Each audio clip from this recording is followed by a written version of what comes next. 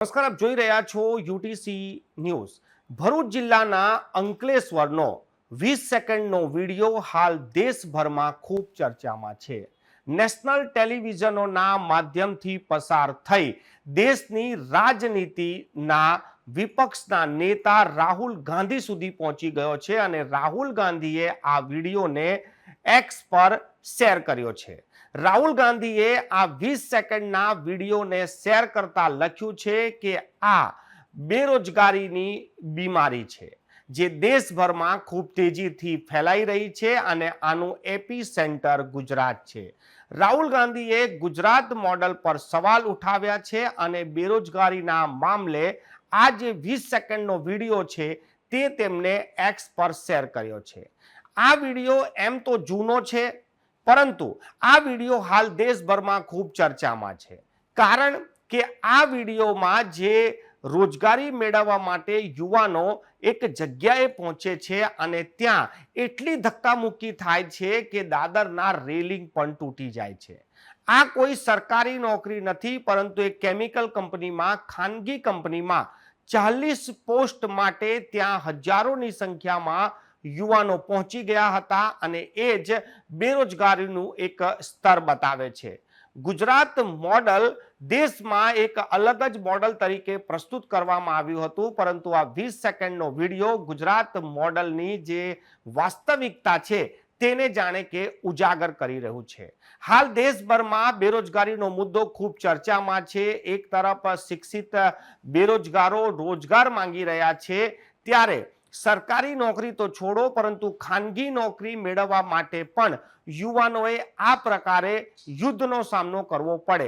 આ ઘટનામાં રેલિંગ તૂટી અને જે ઉમેદવારો છે તે પડ્યા, પરંતુ રાહતની વાત એ હતી કે કોઈ જાનહાનિ થઈ નથી, કોઈને ઈજા પણ નથી થઈ, પરંતુ મોટી ઘટના સર્જાઈ શકતી હતી।